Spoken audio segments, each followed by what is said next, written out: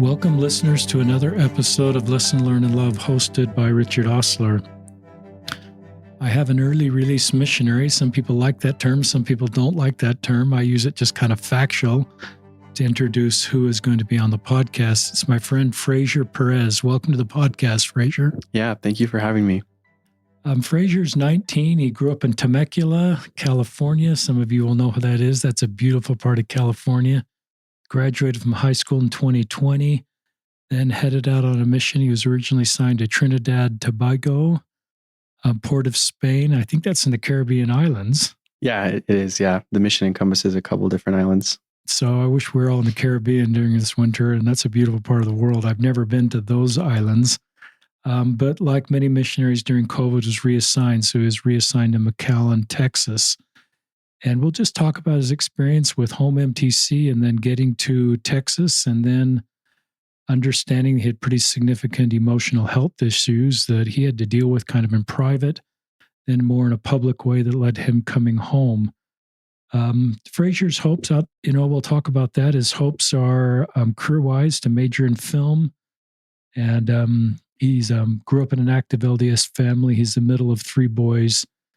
And our hope is that, and prayer is that those of you that are also early release missionaries, that Frasier will have some things that will help you as you're walking a unique road. And if your parents, local leaders, or just friends wondering how best can I support an early release missionary, what are things to say, not to say, that Frasier's insight will help you. And then we can all just come together as the same human family and know we're all doing our best. And this is the reality of some experiences for some incredibly faithful LDS missionaries. Is that okay for an introduction? I think you did it better than I could have.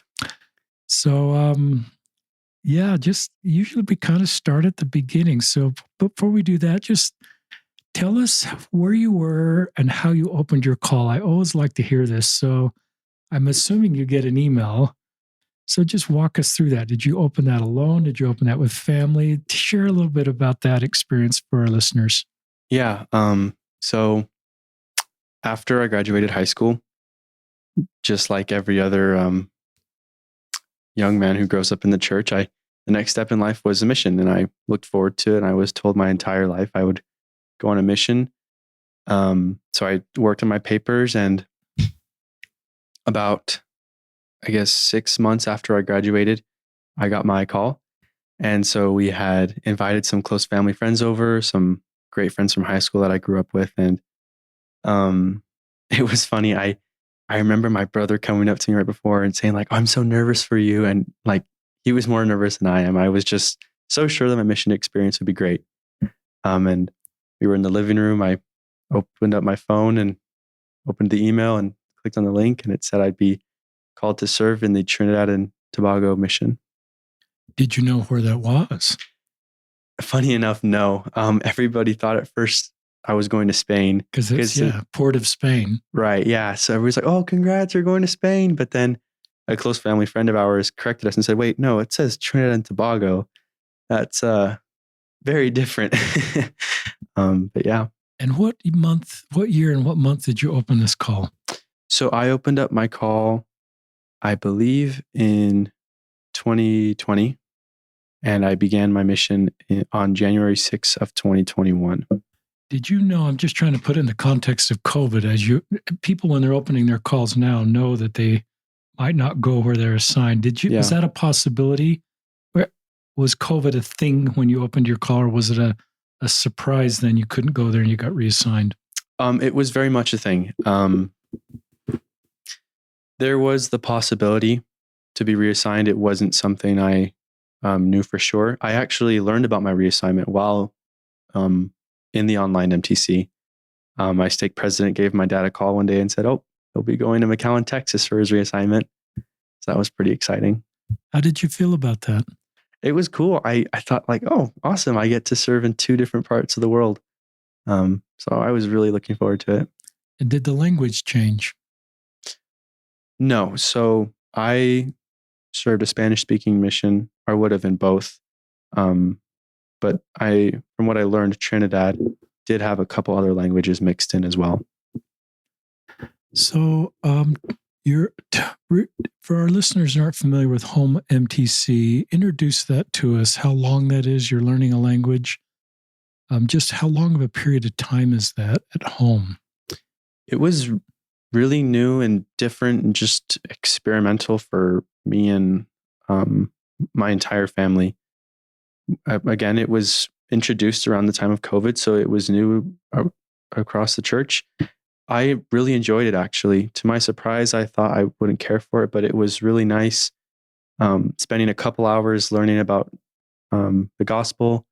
And then after getting to have dinner with your family, it was cool being a missionary while at home, basically. Did any signs of mental health crop up during home MTC? None at all. And that's why my entire mission experience caught me and my family very much by surprise.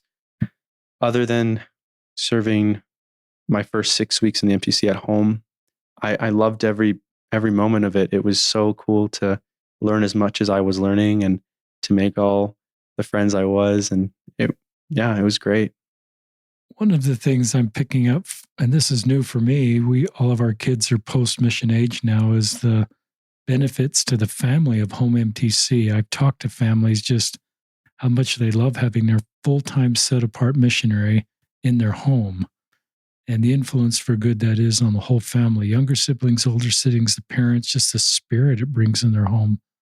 It sounds like some of that happened at the Perez home. Oh, for sure. My parents were really grateful that I was able to serve my first 6 weeks with them because, again, like you had already mentioned, just the environment and the spirit in our home was just incredible.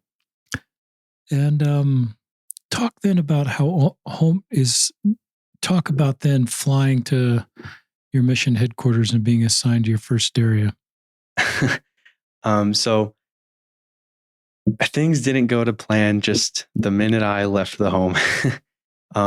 So there had been a horrible storm that affected my flights. So I had a layover in Dallas, but my layover turned into a week stranded in Dallas. Which isn't even in your mission. No, it was so not. You're just connecting from California to McAllen. Were you flying into McAllen? Yeah. So then the layover was in Dallas. In Dallas. So, okay, take Dallas. Tell us that story. So going on to the plane, we had learned of the possibility of a delay. And so I was prepared for that. And keep in mind, throughout this whole time, I did not have a phone yet. I was told I'd receive my phone once I arrived at my mission. So I landed at my layover and I asked at a desk, like, oh, where can I find the gate for my next flight? And she looked it up and she said, actually, it's been canceled due to weather. And I just did not know what to do because I was this lone missionary without a phone, without any way of contacting my mission president, my family, of where I was and what to do next. So I spent about the next couple hours wandering the airport until I found some other missionaries in the same boat as mine, going to the same mission. Wow. Yeah.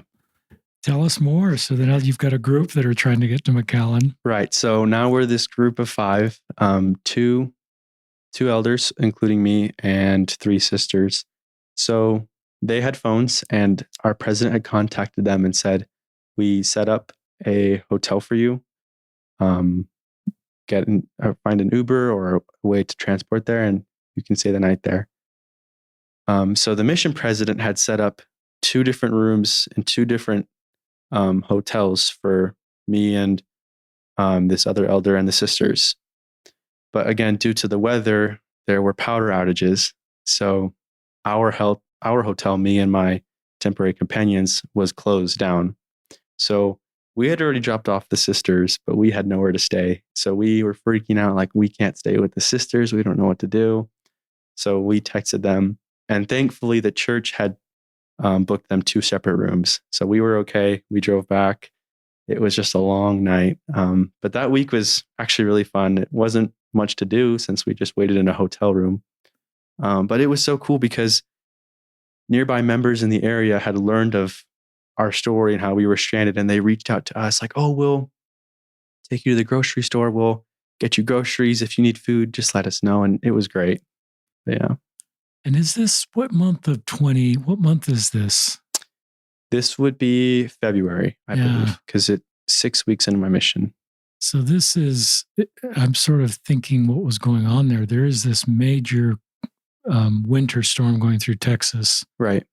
That the temperature in Dallas got well below 10 degrees, I think, or zero. And keep in mind, we didn't have our luggage either. So we were just wearing the same clothes we got in the plane on throughout the whole week. Yeah, I just remember seeing footage of Dallas, and our family lives in Houston, and just the power outage. Yeah.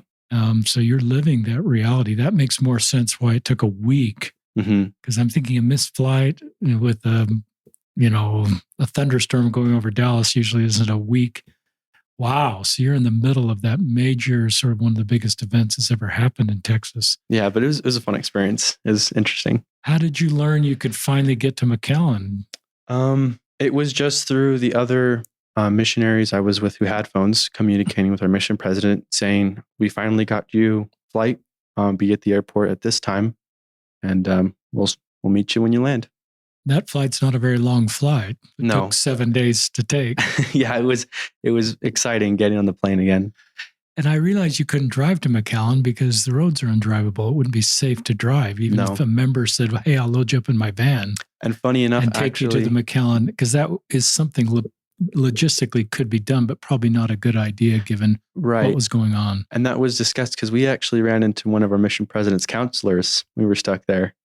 And so that was just, again, a funny coincidence. And he recommended the same thing, but wouldn't have been safe. So now you're with this mission with lots of twists and turns and curves with a really unusual experience. I wonder what the longest church record is, Frasier, of someone who's left for a mission until they actually got there in modern days. Of course, when we used to take boats to England. Right. In the airfare, in the airline travel, that's a pretty unusual one, especially stateside. Yeah. So you're still any signs as you're looking back that your emotional health was, I'm not doing well in that 7 days. Were you okay? Not at all. Growing up, I definitely had a harder time than other young men or just kids my age to get out there. So if anything, I was actually grateful. I thought that the Lord had set up the easiest way for me to ease into the mission life. Good. So first with at-home MTC, and then a week stuck in Dallas where we just kind of hung out and played Uno in our hotel rooms. It's okay. And then get to the real mission. I was actually grateful for it. There were no signs of it. I think it's the right way to look at that versus, I think that's great. So talk about getting to the mission and just continue to tell your story. Yeah. So we finally landed in McAllen and we were greeted with the mission president and the APs. And it was really cool. It was a cool experience. And it kind of hit me once we were on the drive with the APs to our apartment or to their house. Like, oh, I'm here. Like I'm doing this now. I'm on the mission and I'm going to be finally doing what I've dreamed of doing for the longest time. So me and this other elder who I was stranded with stayed for the night at the assistant president's house. And then tell us when you got your first companion. Was it the next day, and how that area and how that companionship went? So I had learned of who my companion would be via a Zoom call in Dallas. And so I had finally met him the day after we landed. And it was just really cool. We greeted each other and, shook hands, and we were super excited. I was going to be his first greenie that he trained. And he'd obviously be my first companion. And so then I met him. The zone leaders then drove us to our apartment. They set me up and we got my stuff all loaded in. And so that was the first day I met him. And we just kind of took the little time we had before we started to get working to get to know each other and just kind of talk. And as I got settled in, but yeah. Before we go further on this first transfer, how long did this first transfer last? The first transfer was 6 weeks. And you came home during the second transfer. Yeah. Is that right? Mm-hmm. So you've got 6 weeks, and I think by the end of this 6 weeks, you're starting to feel your emotional health's not where it is at the beginning of the 6 weeks. Right. So I knew that homesickness was going to be a part of the mission, just like every other sister or elder that goes out on a mission. I knew that homesickness was just a hill I had to get over. But I noticed things started to go south when that homesickness didn't go away and things actually got worse rather than better. In that 6 weeks, it not only was it mental health I noticed was deteriorating, it was my physical health. I started to lose my appetite, and in actually 2 weeks, I had lost 15 pounds. And I'm a relatively healthy young man. I've never had any severe health problems. So this was alarming. I've always eaten well, and on the mission, I had suddenly dropped in weight, and I just lost my appetite and was constantly missing home and just sad, and I felt stuck. You're doing a good job, Frasier, and I'm just writing down some words here because I think as a parent or as a local leader, even as a missionary, you're prepped for homesickness. That's part of something we're pretty familiar with. I think a lot of missionaries talk about in their homecoming talks, your brother, family. So I think in my own mission, I can remember knowing that I had to kind of push through that homesickness, and you're willing to push through that. But it sounds like you're connecting some dots. This is, I think, really important, that this is more than homesickness. It was, and the loss of appetite. I'm not a therapist, but to me that is different than homesickness. Right. Yeah. And losing weight and feeling this sadness. Talk more about just separating the homesickness from the rest of what's going on with you. So, there on my P days when I got to talk to my parents, I obviously shared with them weekly what was going on, and they were understanding, and they had just assumed it was homesickness and said, can push through. You can do this. But so other than the drastic weight loss, there were other signs that I noticed that this wasn't normal. One of which being the inability to feel the Spirit. So me and my trainer we actually didn't have any trouble finding people to teach. We had good luck, and we found some people who were really invested in the church. They progressed slowly, but they wanted to hear what we had. And a few times after these amazing lessons, we would come out of their apartments, and my companion would nudge me and say, like, "Oh, didn't you feel the Spirit? That was amazing. That went so well." And I would pause for a second and tell him the truth, and I'd say, like, "No, I didn't feel anything. I can't. I don't know what's going on." And then I would just break down randomly, and that wasn't something I would normally do before the mission. I mean, again, everybody has hard times and everybody cries, but I was depressed. There were just moments where I would break down in my apartment with him, and I'd be crying, and I'd tell him, like, I don't know what to do. I'm being an obedient missionary. I'm following the rules. I don't know why I feel like this. And he had encouraged me to reach out to our mission president's wife, who in our mission handled this stuff, right? So I had reached out to her, and she just said, like, she had advised me to set up a meeting with a therapist specifically for missionaries on the mission. And so I had this meeting with her over a Zoom call. And she said, "It sounds like you're struggling with depression. And if it gets severe enough to where it's suicidal, let your companion and let your church leaders know, because that's not normal." And I agreed. And so I tried to be hopeful. I prayed and I studied. I tried to do things the missionaries are expected to do. And although I wasn't perfect, I followed the rules. And so what really was the last straw for me was not long after, where I was in the shower after a long day.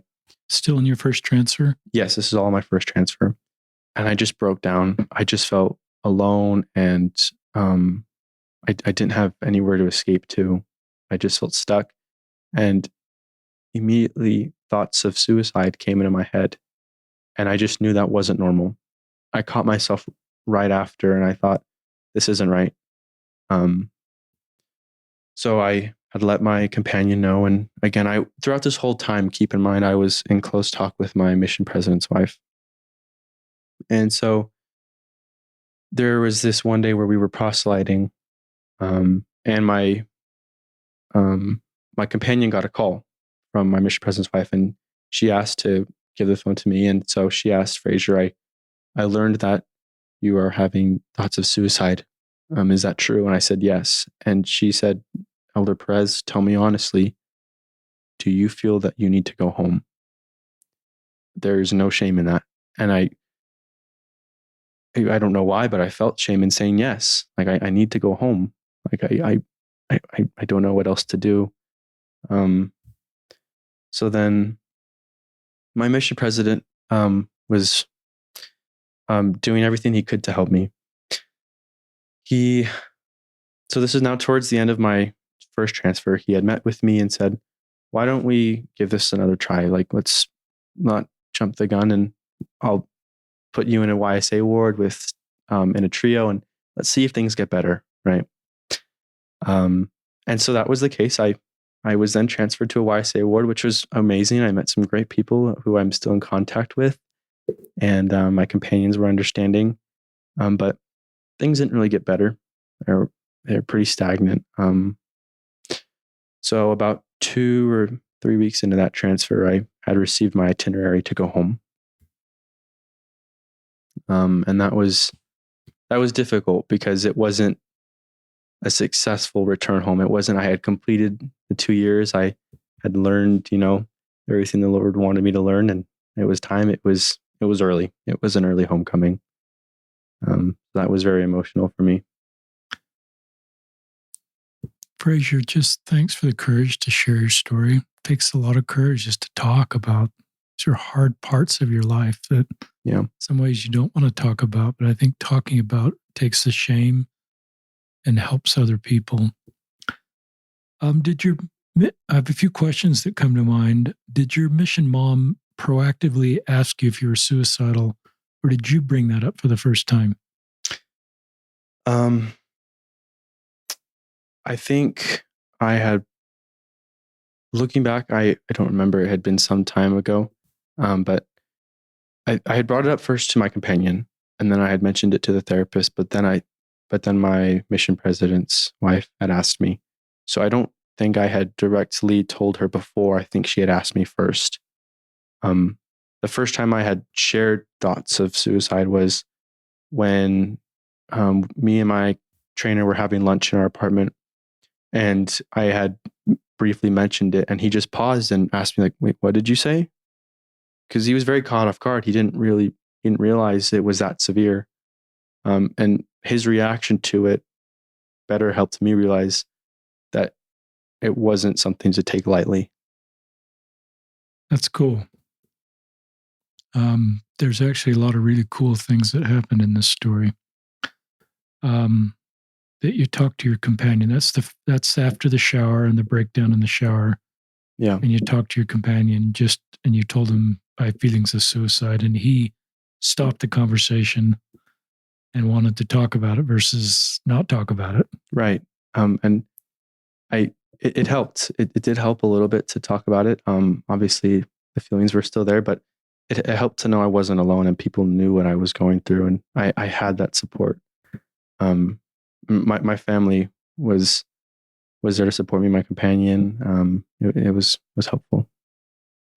Listeners, I just think normalizing discussions around suicide helps people that have suicide thoughts be able to open up. And I think it's fine in mission prep or in young men's and young women's and just church circles, as Sister Roberto in her conference talk talking about suicide doesn't increase the likelihood that someone is going to become suicidal, but it may communicate that you're a safe person for them to open up to.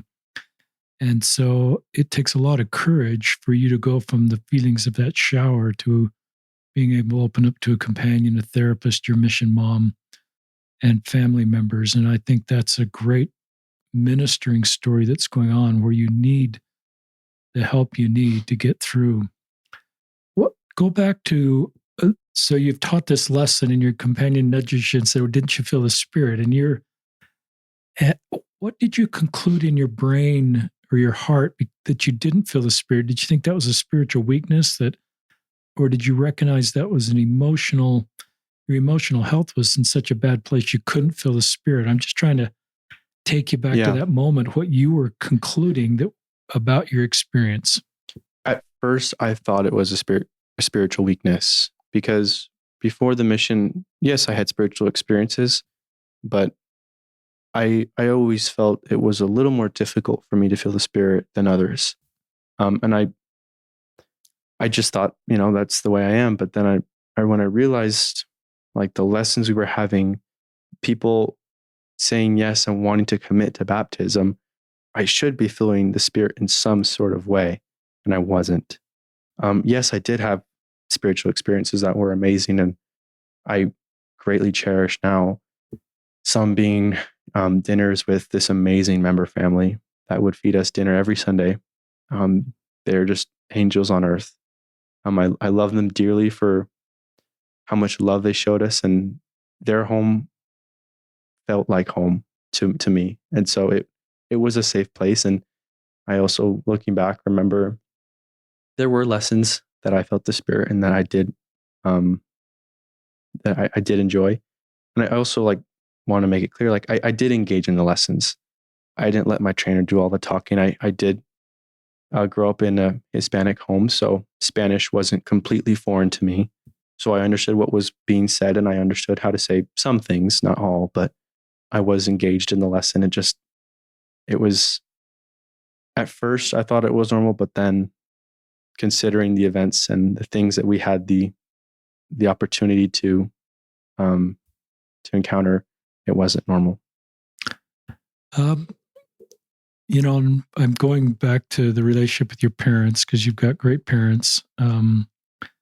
They have some experience with a son serving a mission. You're the second son, but I'm thinking this as a parent, because we've had a kid. Our youngest son really struggled on his mission with his emotional health, and our oldest son didn't. But that was back in the day when we just got letters. So if he were struggling with his emotional health, the letter turnaround time would have been forever to sort of.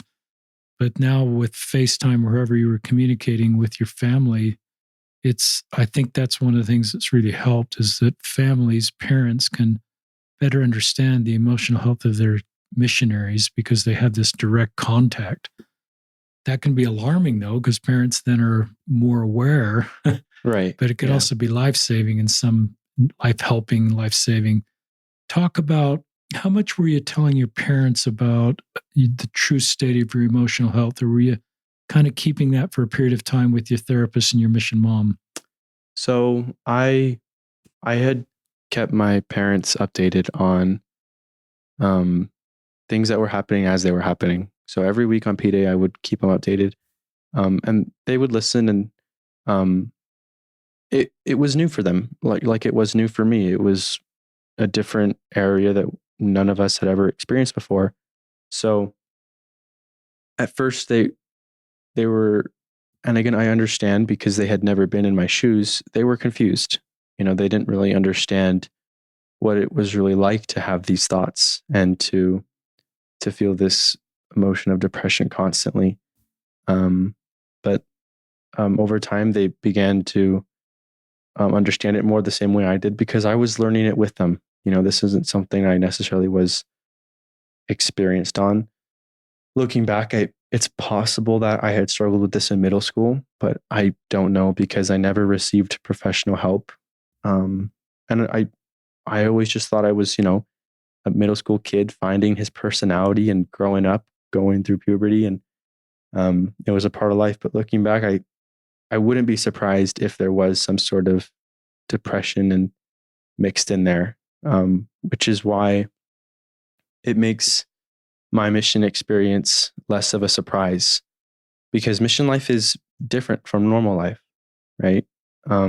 So this sudden change in how you live day to day can definitely bring up suppressed depression, I believe, because it happened to me.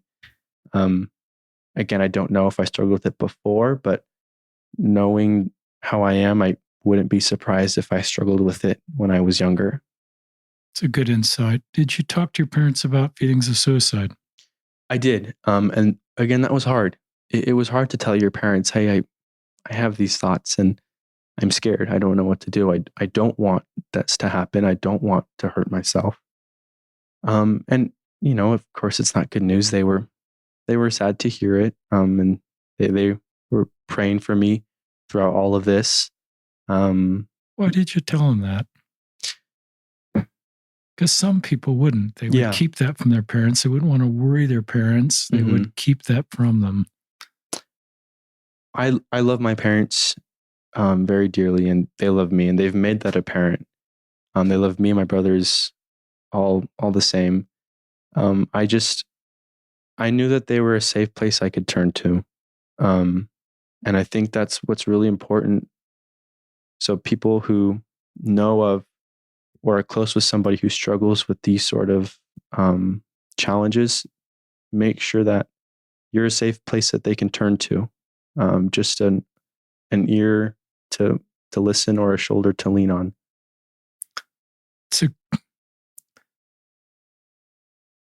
I don't know if your parents are listening. I think it's a credit to both of you that somehow you've created this family culture that your son could tell you the reality of his situation and that you were safe to do that. Even though you knew it would be hard for you to hear that, he needed you in his life and he needed you to know the reality of his situation. And as a parent, that's what I hope my kids will do, is they will tell me the reality of their situation and feel like I'm a safe place.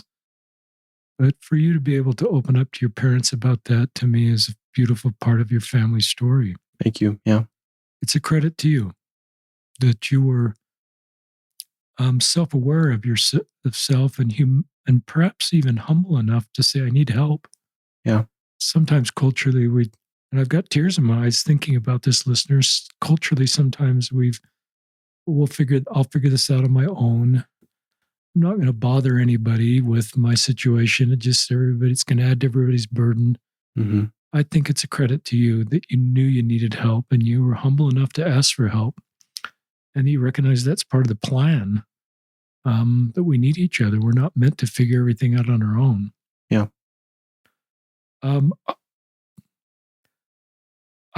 Just parents that are worried about their kids on their mission, I think it's okay to ask them about, if you recognize your kid as anxiety or depression, as maybe sharing some of that. There may be deeper stuff going on that he's not sure, or she's not sure. And so I think you can always just say, if you have feelings of suicide, that's something you could always tell me. You could ask them kind of vaguely like that, or just lay a framework.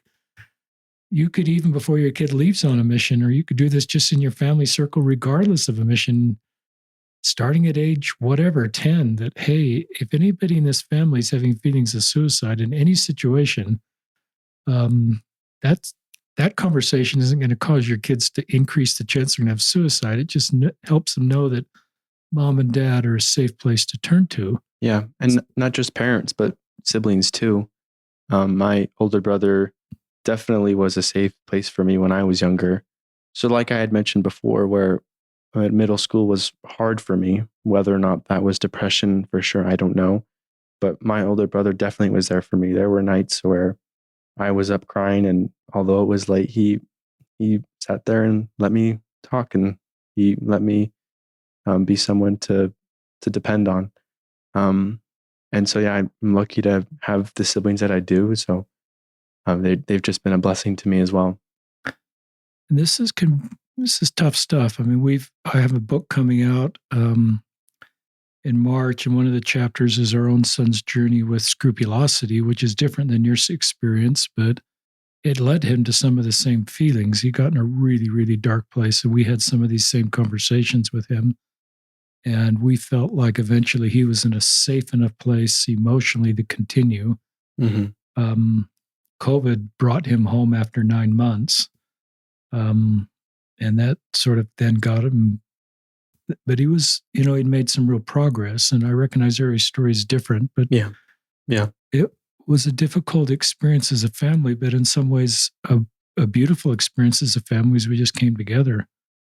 You said in your secondary year in a YSA ward you got an itinerary, you're coming home. Did you know that was coming? Had the decision been made you're going home and the itinerary came to confirm that, or did that come as a surprise one day?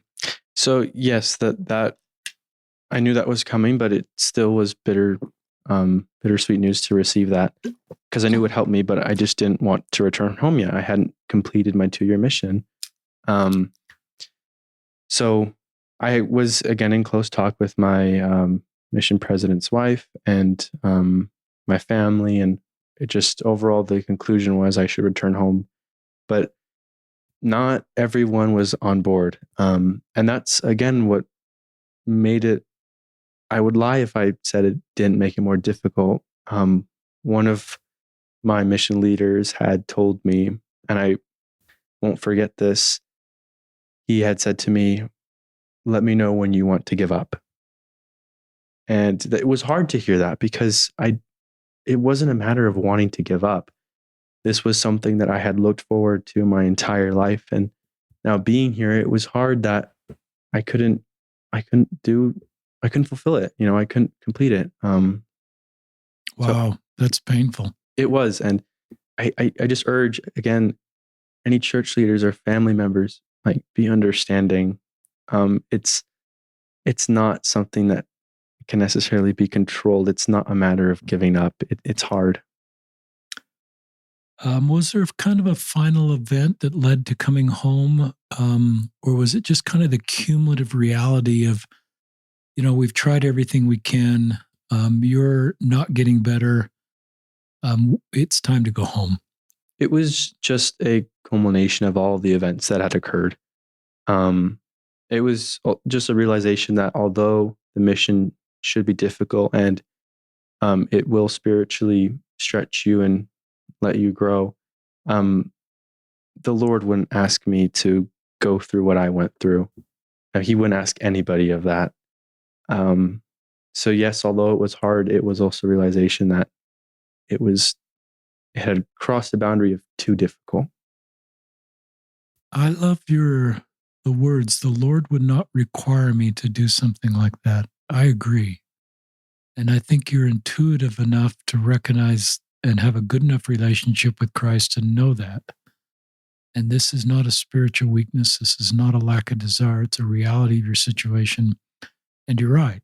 Yeah. The Lord would not require you to do this. He wants you to get better so you can get on with your life. I agree. Yeah. Other things that were said that were, part of this podcast is when we know better, we do better. So we're kind of honest sometimes without trying to make anybody in particular feel bad. We always cross a careful line there, but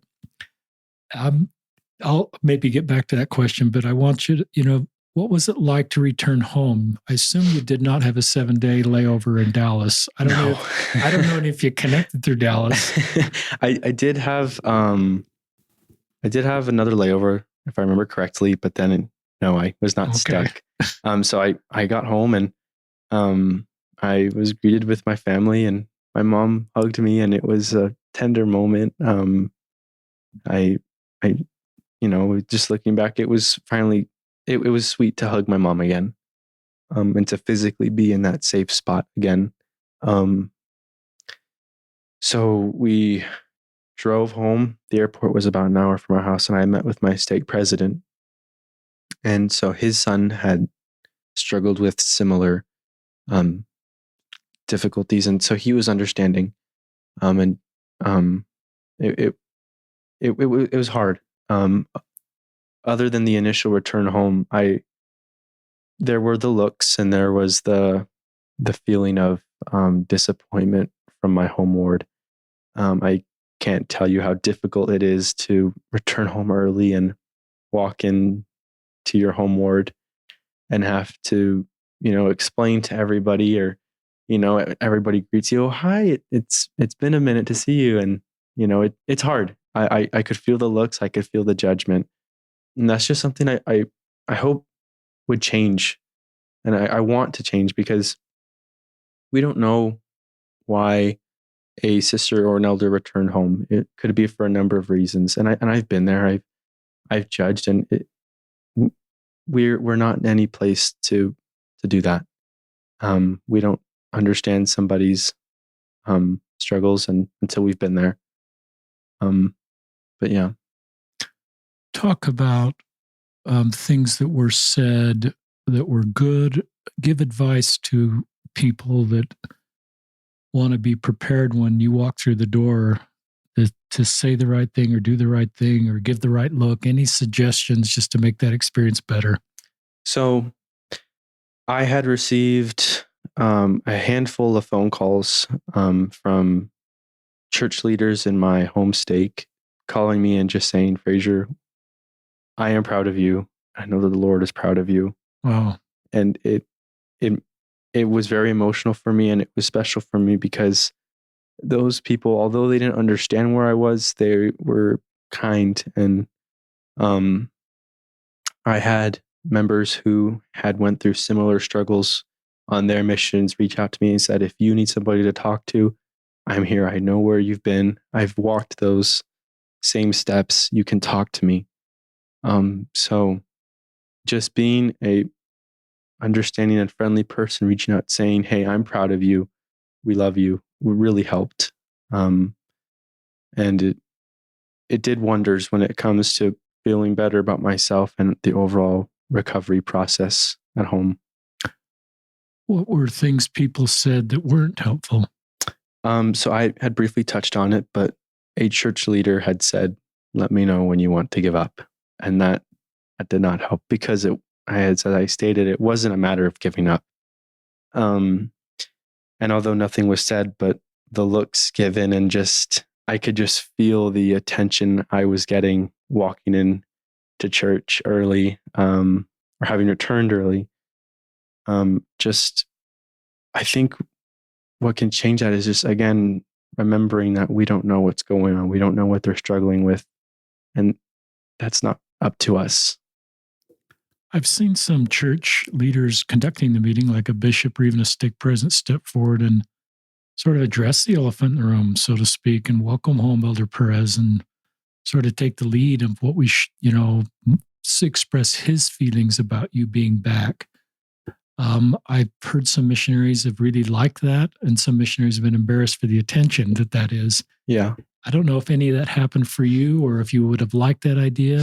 I counsel to local leaders about sort of welcoming you home or calling attention, or do you just want to sit on the back row and not even hear your name? So I never got that call to attention to me.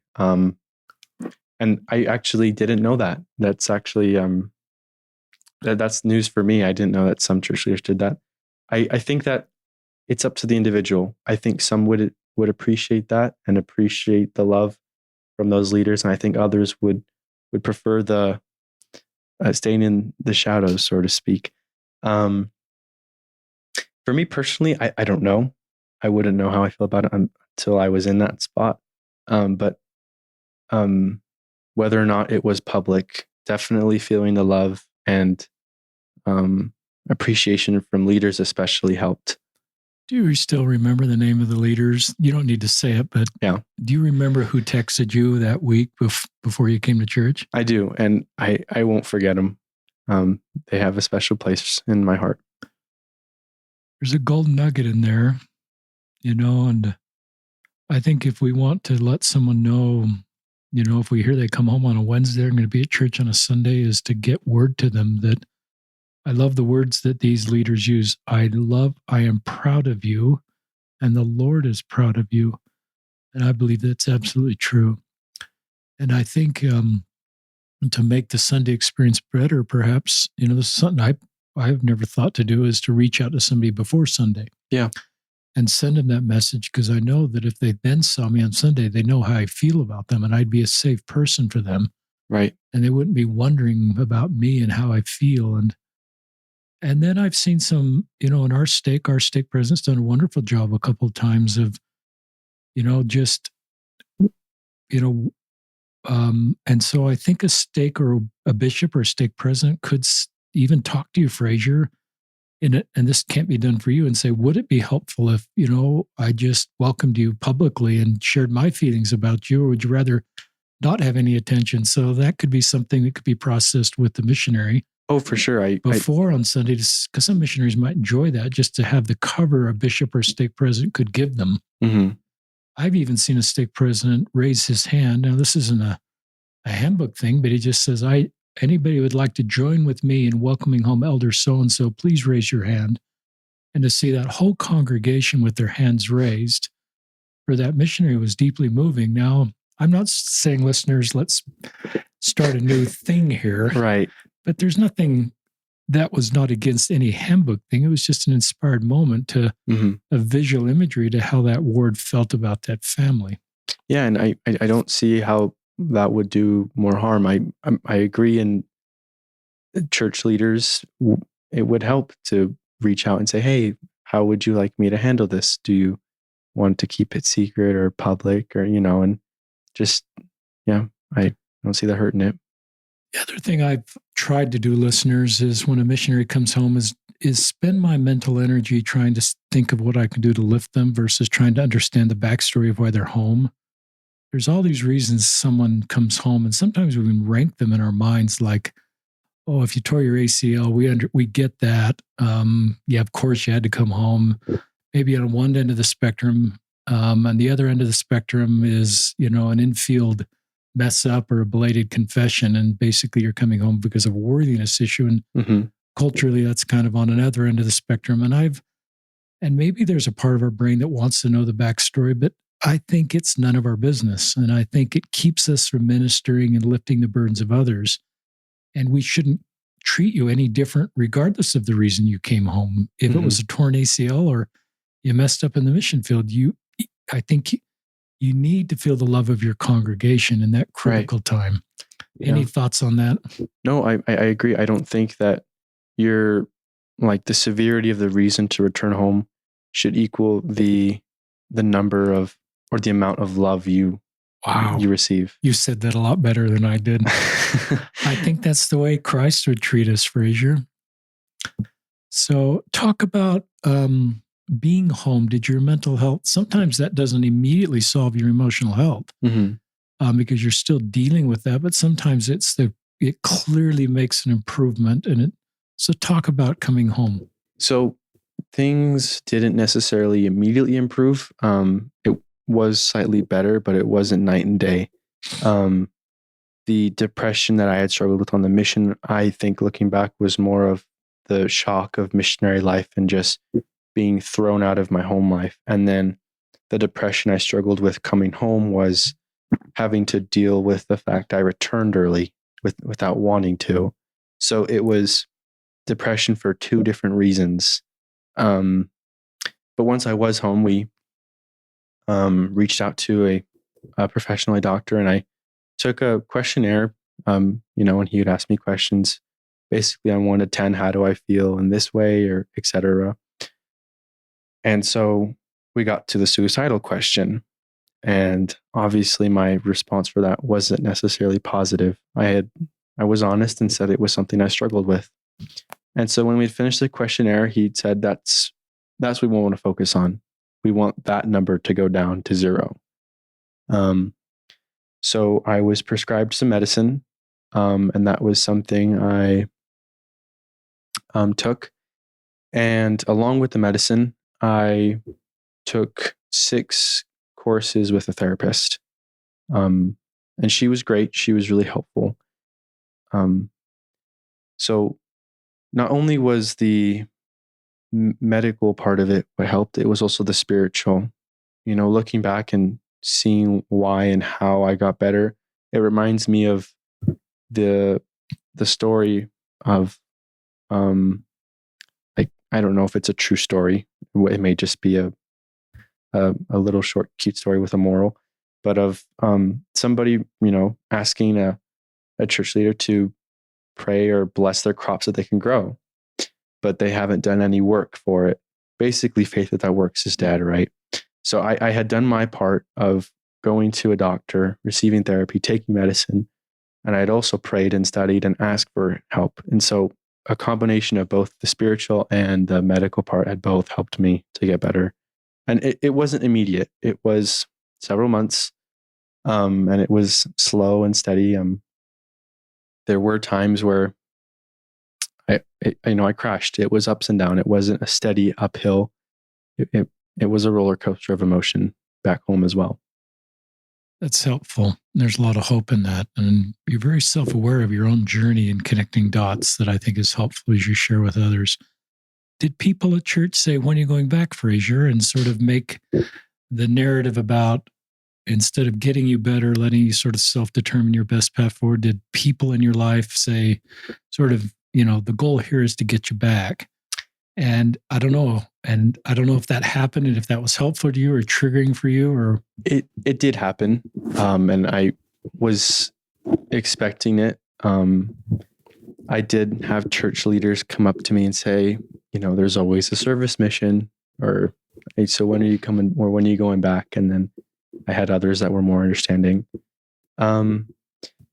It wasn't necessarily, I know they had good intention.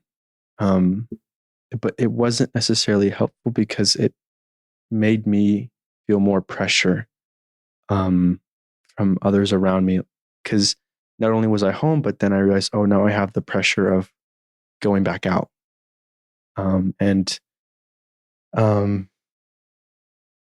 It was hard.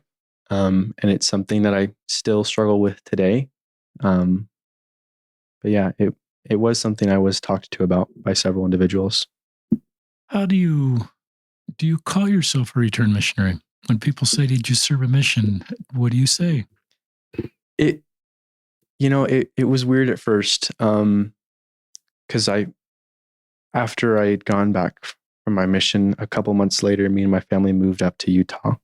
So here in Utah, I had met some people, and, I got to know people as I got a job, and, just met people day to day. And they would ask, oh, like, did you serve a mission, or how old are you? And so when they would ask if I'd served a mission, it was weird the first couple times. I almost like stuttered saying I did, but deep down, I didn't believe myself. I just said it because it was a new beginning, a fresh start in a new area, a new life. And I just didn't want to deal with that judgment. It's honest. Yeah. But nowadays, I'm happy to say I'm a little more confident in saying I am a returned missionary. It's still something I'm trying to feel proud of and convince myself of, but I'm getting there. It's a delicate question to ask you. I thought you could handle it because I'm sure you processed it. And I invite us listeners just to not look at return missionary label based on length of time served, but based on the desire of their heart.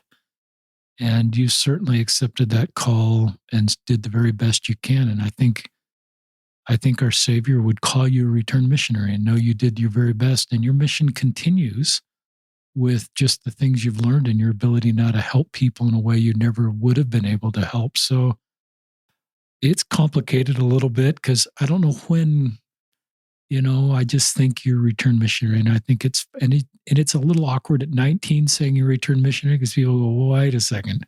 Yeah, I definitely. And I think when you're 25 and, there may be times when someone will say, tell me more about your mission. And in a one-on-one situation, you can kind of tell the story or send for this podcast. Mm-hmm. Yeah. So I think you're doing a good job. And I would encourage all of you that are, some people like the label early release. Some people don't. Mm-hmm. But I think a better label is just call everybody a return missionary. I use that just so people know the kind of topic. Do you like the topic? Do you like early release? Is that triggering for you? It's not triggering for me, but it definitely is a title I'm getting used to. And I think it's not something to be ashamed of, because just like missionaries who nowadays have returned home because of COVID, and it was not in their control, the same way missionaries who returned home for health reasons that was not in their control, they should not be looked at differently.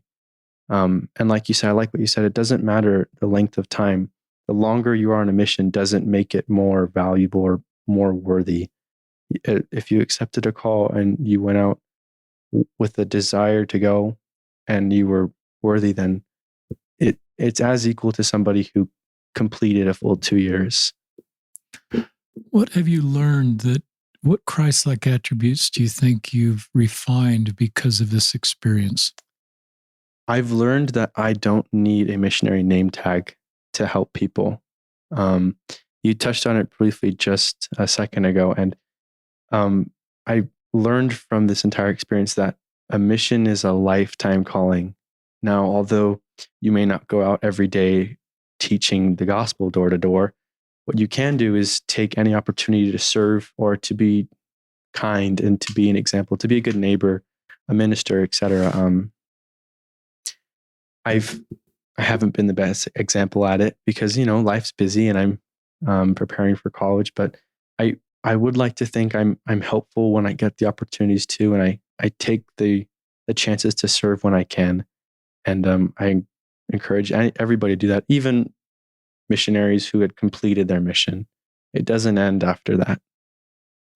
I love that. We don't need a name tag. And, you're not married. I think you're dating right now, but I would hope, and you can talk about this as much as you want to, but just, I used to have a checklist, listeners, of all the things I wanted in my wife when I was in my 20s. And I realized after a while the checklist mentality was flawed because I was looking for the Christ-like attributes that I thought the checklist represented. And I wanted to marry a return missionary wife, same thing, I guess. And then I dated enough women that didn't serve missions to recognize they had the Christ-like attributes that I was looking for. And frankly, I dated some return missionary women that didn't have some of the Christ-like attributes that I was looking for. Yeah. So I just invite us not to have this checklist mentality if we're dating that my future spouse has to have all these checks, because it may prevent us from marrying the very person that God wants us to marry and is the person that would best be compatible with us. And I have that in a little bit in that my upcoming book coming out this spring as part of this section about missionaries. But I would hope your future wife and your future family, especially your in-law family, would not look at this experience and you shouldn't marry into this family if they do, in any way of a negative thing. Mm-hmm. In fact, I think it makes you, in some ways, there'll be paydays, Frasier, for you because of this experience with your own children. And you'll just be able to get them things, and your wife will just know Dad can handle this. I hope so. Maybe she can handle it too, but yeah. And your wife will know that you're a safe place for her, whatever she's working through, and that'll be the culture of your family. And you've learned this at a young age. You've learned vulnerability and honesty and working through shame and authentic connection, just really important things at age 19. Yeah. So I think you're in a great spot going forward. Any thoughts on any of that? No, I agree. I hope that my future wife and my in-laws are understanding and proud of my experience the same way my immediate family is. And like you said, if they're not, then that's probably not the family I should be associating with. Well said. And we read this quote about every 10 podcast listeners. It's from my friend Jake Watts in Manhattan. If you're in the Manhattan, some married ward in Manhattan and see Jake Watts, tell him thank you for this quote. But it's called The Wounded Healer by Henry Norman. And a minister's service will not be perceived as authentic unless it comes from a heart wounded by the suffering about which he speaks. The great illusion of leadership is to think others can be led out of a desert by someone who's never been there. And you, Frasier, know this desert, and it makes you a wounded healer, and it makes you a leader, and it makes you be able to authentically go with others in sort of sister deserts sometimes. They may not have gone through the exact experience you've gone through on your mission, but you'll get it, and you'll be safe for them and helpful for them. And so we're all wounded healers, but I think sometimes we're not vulnerable and we're not honest, and I think vulnerability and authentic connection allows us to help others. So really appreciate you coming forward and being on the podcast, Frasier. This helps a lot of people. And it just gives us hope and better understanding, takes the shame. There should be no shame in your story or anybody's story. Thank you. Yeah. And there should no feelings of shame in the congregation. Mm-hmm. We're all just doing our best, and there should be no judgment. My wife and I went to a funeral of a wonderful young man who tragically died in our stake, Josh Johnson, age 28, in a car accident this week, and died a couple weeks ago. But one of the key themes of his life is no judgment and more compassion and more love. And I just want to be more like Josh, and that our chapel was just filled like it. I've never seen it filled because of the love this kid had for everybody. And he was a compassionate, empathetic, kind, judgment-free person. And so many people's lives are better because of his Christ-like attributes. And anyway, that's all I have to say. Do you have any final thoughts you'd like to share, Frasier? I'm happy to share my story, and I hope it resonates with some people and lets them know that they're not alone. That there are people out there that understand what they've been through. Let me now, sorry, listeners, a question came into my mind. Tell me, did some missionaries go through a faith crisis, or it becomes difficult on their testimony? Some don't during this process. Their testimony is strong before they left. Their testimony is strong while they're serving. Their testimony is strong now. Any of that you want to share with our listeners? About my testimony personally? Yeah. Did it change at all? Did it strengthen? Did it weaken? Did you question it? Just anything you want to share on that area? I was blessed to look at this all in a positive light. And I can happily say it strengthened my testimony. And I have a greater love for all the missionaries serving right now. I have a greater love for all of those who come home and completed their mission. It's difficult, and I'm proud of every single one of them. And I love the gospel. I thought you'd answer that way. Just so great job, Frasier, Perez, and Richard Osler, signing off on another episode of Listen, Learn, and Love.